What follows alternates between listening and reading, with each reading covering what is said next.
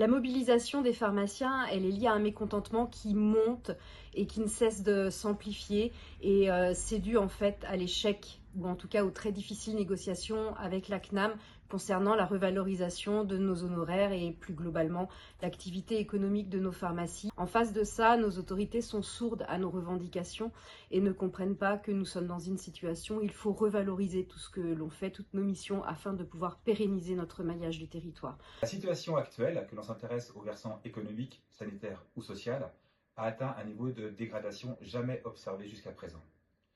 Les menaces de dérégulation se concrétisent, les difficultés économiques s'intensifient et les pénuries de médicaments ne s'améliorent pas, voire se détériorent.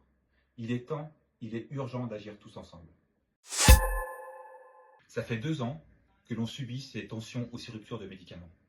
Il y a 10 ans, il y avait à peu près 400 molécules en tension ou en rupture.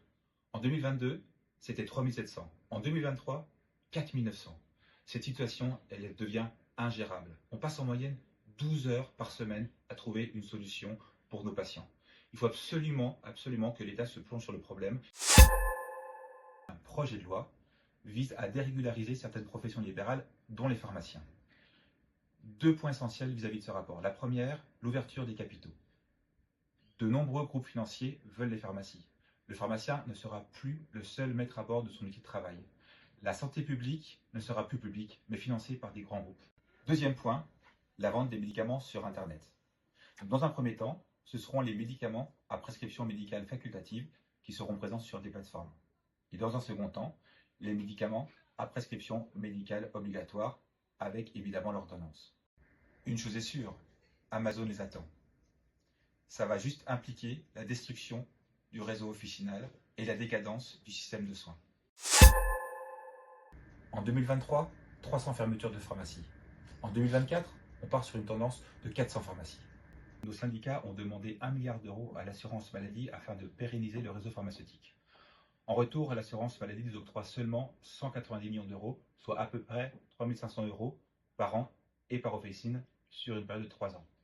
Comparé à une baisse de marge qui va impacter nos trésoreries d'à peu près 55 000 euros par officine, vous comprendrez que l'équilibre économique ne peut plus se faire.